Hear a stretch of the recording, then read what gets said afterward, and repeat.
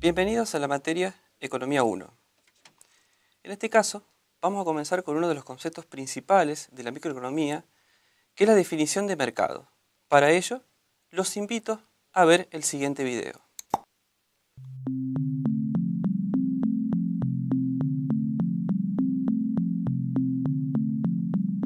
Loca, loca, te volviste.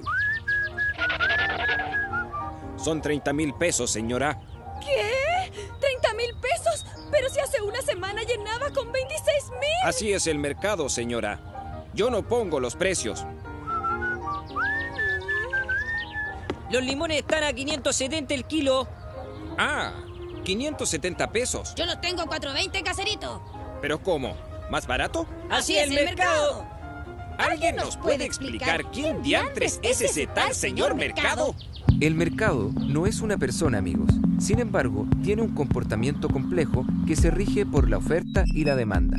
La demanda es la cantidad de bienes, en este caso los limones, que los consumidores están dispuestos a adquirir en el mercado. Y la oferta es la cantidad de limones que pueden venderse a un precio determinado en un momento dado. De la relación entre oferta y demanda surge el precio del producto o servicio. Si hay mucha demanda de un producto y pocas ofertas, el precio tiende a subir. Pero si hay mucha oferta de un producto, el precio tiende a bajar. Así con la oferta y la demanda. No es tan complicado. Si aprendemos sus reglas, jugamos mejor y ganamos. ¿Alguien dijo jugar y ganar? Consuma bien, viva mejor. Como bien pudimos ver en el video, las dos funciones principales que componen al mercado son la oferta y la demanda. La demanda la analizamos desde el punto de vista del consumidor y me determina el precio máximo que estamos dispuestos nosotros a pagar por un determinado bien. En este caso, a medida que el precio aumenta, nosotros vamos a estar dispuestos a adquirir una menor cantidad de esa mercadería. Todo lo contrario sucede con la oferta, que la vemos desde el punto de vista del productor. En este caso, a medida que el precio del bien es mayor, los productores van a estar dispuestos a ofrecer una mayor cantidad de esa mercadería. Mediante la interacción de estas dos curvas, podemos determinar cuál es el precio y la cantidad de equilibrio. En el punto en el cual las dos curvas se cortan, como pueden observar en el gráfico, determinaremos cuál es el precio y la cantidad de equilibrio de este mercado. En este caso, el precio de equilibrio va a ser P sub 0 y la cantidad de equilibrio Q sub 0. Podemos ver este análisis desde el punto de vista matemático, en el cual tenemos una función de oferta y una demanda. Para determinar cuál es el precio de equilibrio, simplemente igualamos ambas funciones y despejamos la incógnita que estamos buscando. En este caso, vamos a obtener en primera medida el precio de equilibrio de este mercado. Con este precio, reemplazando en cualquiera de las dos funciones o en ambas, determinaremos cuál es la cantidad de equilibrio de este mercado. En este caso, el precio de equilibrio es 2,5 y la cantidad de equilibrio 17,5 unidades. ¿Qué sucede si el precio de mercado es mayor? En este caso, los productores van a estar dispuestos a ofrecer una cantidad mayor que lo que están dispuestos a adquirir los consumidores, generando un exceso de oferta. Como tenemos en el ejemplo un precio de 3, los consumidores van a estar dispuestos a comprar 19 unidades, mientras que los productores ofrecerán 19. En este caso tenemos un exceso de oferta de 2 unidades. Estas funciones de oferta y de demanda tienen una serie de determinantes que van a generar movimientos en las curvas. El determinante principal de cada una es el precio. En este caso, ante un aumento en el precio, por el lado de la demanda, se producirá una modificación o una disminución en la cantidad demandada. Por el lado de la oferta, un aumento en su precio genera un aumento en la cantidad ofrecida. El resto de los determinantes de la oferta y la demanda me generan modificaciones en las curvas, es decir, un traslado de las mismas. Por el lado de la demanda, los principales determinantes hacen referencia a los gustos, al nivel de ingreso, al precio de los bienes sustitutos, al precio de los bienes complementarios y a la moda. Por ejemplo, un aumento en el nivel de ingreso para un bien considerado normal genera un desplazamiento hacia la derecha de la curva de demanda. En este caso, como ven en el gráfico, sube el precio de equilibrio de mercado y sube la cantidad de equilibrio también. Por el lado de la oferta, por ejemplo, podemos analizar un cambio en la curva cuando se produce una disminución en el precio de los factores. Esto hace que la curva de oferta se desplace hacia la derecha, generando en este caso una caída en el precio de equilibrio y un aumento en la cantidad de equilibrio comercializada.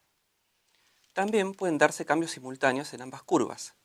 Por ejemplo, si aumenta tanto la demanda como la oferta, podremos determinar que la cantidad de equilibrio aumentó, pero el resultado en relación al precio va a ser indeterminado.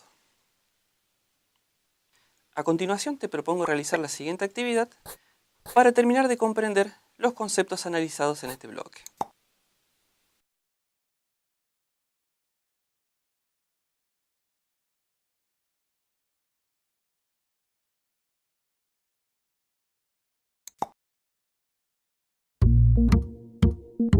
Como puedes ver en la tabla, en la imagen, hay que completarla en función del impacto que se produce en el precio y en la cantidad de equilibrio ante modificaciones en los determinantes de la oferta y demanda. Por ejemplo, si aparece una mejora tecnológica en la producción de mate cocido, eso implica una reducción en los costos de producción de este bien, generando un desplazamiento de la curva de oferta hacia la derecha. Eso genera un aumento en la cantidad de equilibrio. Te invito a completar el resto del cuadro en función de las situaciones planteadas en la actividad.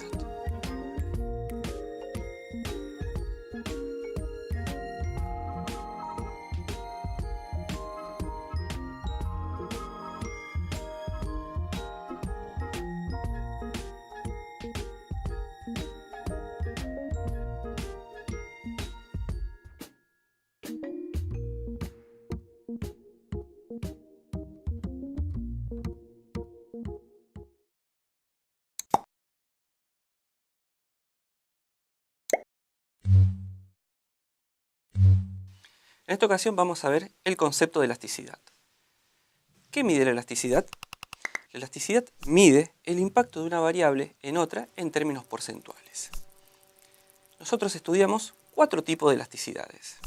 Por un lado tenemos la elasticidad de demanda y la elasticidad de oferta, que ambas miden el impacto que se produce en la cantidad demandada o en la cantidad ofrecida, respectivamente, ante un cambio porcentual en el precio. A su vez, vimos otros 2 tipos de elasticidades relacionadas con la demanda. Por un lado, la elasticidad de ingreso, que me mide el impacto que tiene el ingreso en la demanda, y la elasticidad cruzada, que me mide el impacto que tiene el precio de los bienes complementarios y sustitutos en la demanda del bien que estemos considerando. ¿Cómo podemos interpretar los resultados de estas elasticidades? Por ejemplo, en el caso de la elasticidad precio de la demanda, hay que tener en cuenta que esta siempre es negativa, por el hecho de que ante un aumento en el precio, la cantidad demandada disminuye. En este caso, si la elasticidad precio de la demanda es igual a menos 2, eso implicaría que ante un aumento en el 1% del precio de mercado, la cantidad demandada de este producto se reduciría en un 2%. Por otro lado, si tenemos en cuenta la elasticidad de ingreso de la demanda, esta puede asumir valores positivos o negativos. Si asume un valor positivo, estamos ante el caso de un bien normal, y si asume un valor negativo, estamos ante el caso de un bien inferior. En este caso, que la elasticidad de ingreso de la demanda sea igual a 1,5, me está indicando como primera medida que se trata de un bien normal, y que ante un aumento en el 1% del precio, la demanda de este bien sube en un 1,5%. Ahora bien, ¿cómo es posible calcular la elasticidad precio de la demanda? Para ello nos vamos a valer de 2 fórmulas. La primera de ellas para calcular la elasticidad puntual o la elasticidad punto, y a su vez podemos calcular la denominada elasticidad arco promedio. En el primer caso, la elasticidad punto va a ser igual al incremento en la cantidad demandada sobre el incremento en el precio por el precio sobre la cantidad.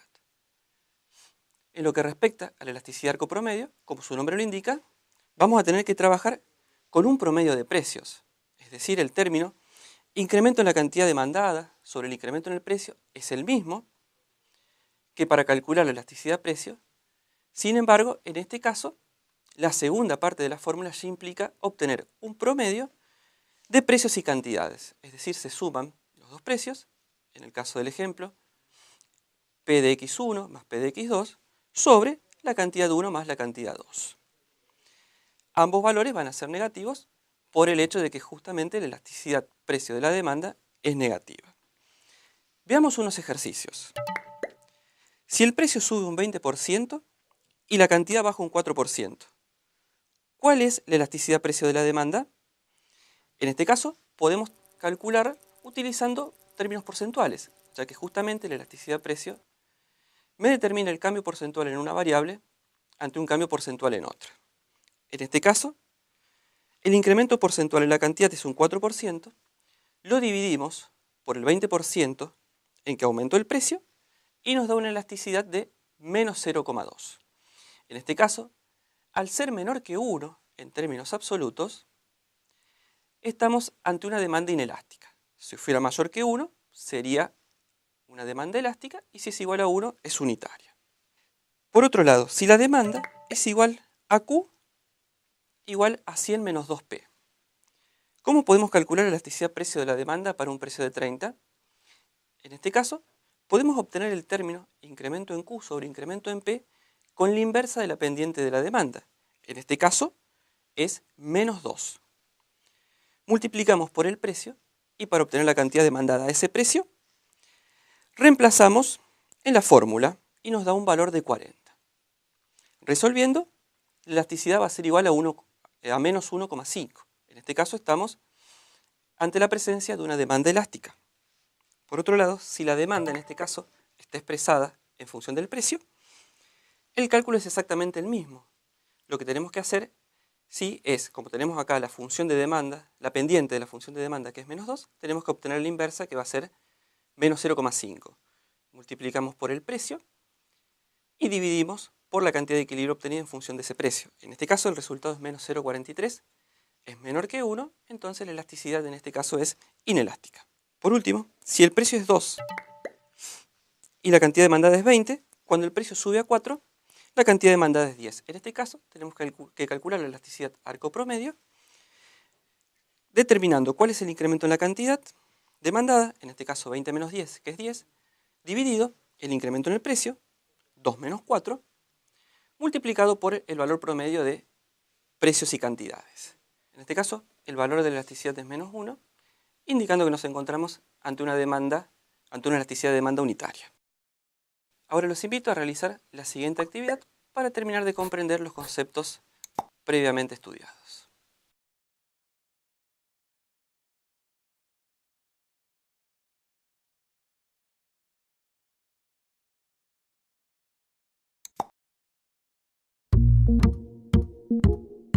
Como vemos, la actividad consiste en reemplazar o en completar la tabla con las consignas planteadas.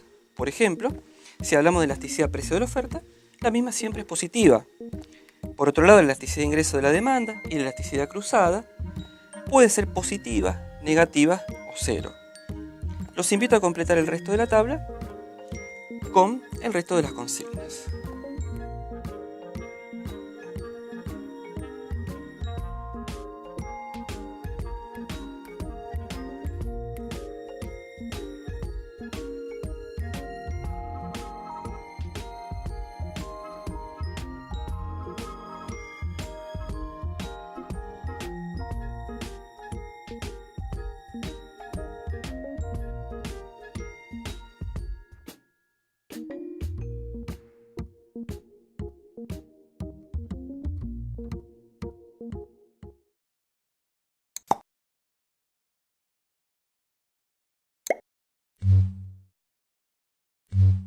Como consumidores, continuamente estamos tomando decisiones en función de nuestro ingreso y los bienes que vamos a adquirir.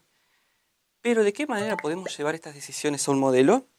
A través de la utilización de curvas de indiferencia podemos determinar cuál va a ser nuestro consumo o nuestra elección de consumo en términos de dos bienes y nuestro nivel de ingreso. Veamos las siguientes afirmaciones para determinar si son verdaderas o falsas. La curva de indiferencia muestra combinaciones de bienes que aumentan la utilidad. Como bien estudiamos, esa afirmación es falsa debido a que las curvas de indiferencia muestran a lo largo de las mismas una utilidad constante, es decir, la utilidad no se modifica a lo largo de dicha curva, mostrando el mismo nivel de utilidad para diferentes combinaciones de bienes. Estas curvas de indiferencia, a medida que se encuentran más a la derecha, nos muestran una mayor utilidad para el consumidor. La relación marginal de sustitución decreciente indica que el individuo valora el bien que se convierte en relativamente escaso. Esa afirmación es verdadera. Nosotros, a medida que resignamos un bien a cambio de otro, este se va volviendo más escaso. Esa escasez genera justamente que su valor vaya aumentando en términos relativos. Esta situación la podemos ver a lo largo de la curva de indiferencia, en la cual su pendiente, que justamente me indica la relación marginal de sustitución, es decreciente. Pero, ¿cómo podemos obtener el óptimo del consumidor? Un primer concepto a determinar es cómo encontrar la utilidad marginal del individuo. En el primer ejemplo, vemos que para el bien X tenemos dos cantidades diferentes, 10 y 20, y dos medidas de utilidad, 100 y 120. La utilidad marginal de un bien me muestra en cuánto se incrementa mi nivel de utilidad ante el incremento unitario en el consumo de ese bien. En términos matemáticos, es la derivada de la función de utilidad con respecto al bien que estamos analizando. En este caso, la utilidad aumentó en 20 unidades, mientras que el consumo del bien X aumentó en 10, dándonos por lo tanto como resultado una utilidad marginal para el bien X de 2. En el ejemplo 2, tenemos explicitada la función de utilidad. En este caso, va a ser igual a 4x² por y. Para obtener las utilidades marginales de x e y, tenemos simplemente que derivar esa función de utilidad con respecto al bien que estamos analizando. En el caso de x, la derivada de la función de utilidad con respecto a x va a ser igual a 8x por y. En el caso de y, va a ser igual a 4x². Veamos un ejemplo de cómo obtener el óptimo del consumidor. Sabiendo que un individuo tiene una función de utilidad igual a y por x², cuenta a su vez con un ingreso de 192 pesos, el precio del bien X es 2 y el precio del bien Y es 4. Nosotros tenemos que obtener el nivel de consumo de ambos bienes que le va a dar la mayor satisfacción a este consumidor. La primera condición es que la curva de indiferencia sea tangente a la restricción presupuestaria. Eso se da en el momento en el cual la relación marginal de sustitución es igual al relativo de precios. En este caso, obteniendo la utilidad marginal de X, dividiéndola por la utilidad marginal de Y, obtenemos la relación marginal de sustitución, que va a ser igual a 2 dividido 2. El relativo de precios es 2 dividido 4. Despejando, nos queda que el bien X es igual a 4y. La segunda condición implica reemplazar este bien X por su igual en la restricción presupuestaria del consumidor. Reemplazando, me va a quedar que el consumo de Y es igual a 16 y el consumo de X es igual a 64. De esta manera, el individuo maximiza su nivel de bienestar y consume exactamente todo su salario.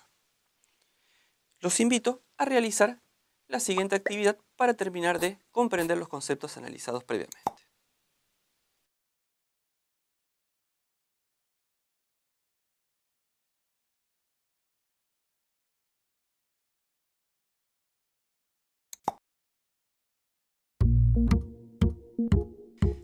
Para poder completar la tabla presentada en la actividad, es necesario, como primera medida, determinar cuál va a ser el consumo de alimentos y vestimenta. Para ello hay que seguir las condiciones de óptimo que vimos en la clase, es decir, igualar la relación marginal de sustitución al relativo de precios.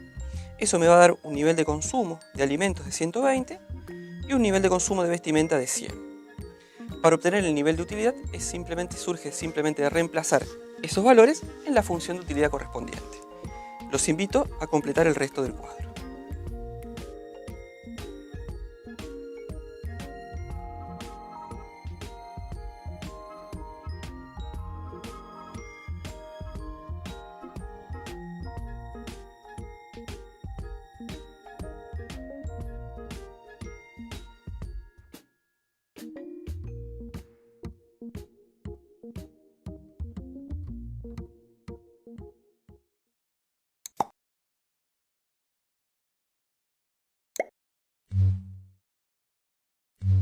los invito a ver el siguiente video para conocer de qué manera podemos derivar la demanda individual de un consumidor.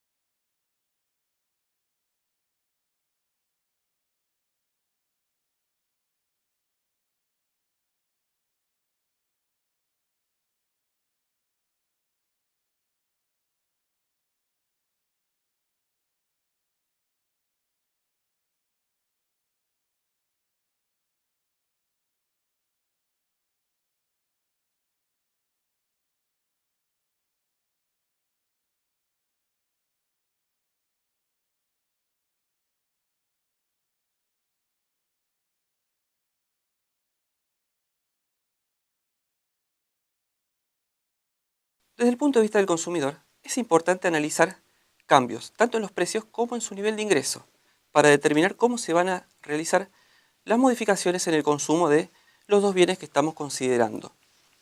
En el caso de una variación en el precio, vamos a formar la denominada curva de precio-consumo. En este caso, se trabaja modificando el precio de uno de los bienes. Nosotros trabajamos con el ejemplo del bien X. Por el lado del ingreso, la modificación en este implica un desplazamiento paralelo de la recta presupuestaria, implicando un nuevo nivel de consumo de ambos bienes. A través de la derivación de la curva de ingreso-consumo, obtenemos la denominada curva de Engel, la cual, como vemos, tiene un giro hacia la izquierda.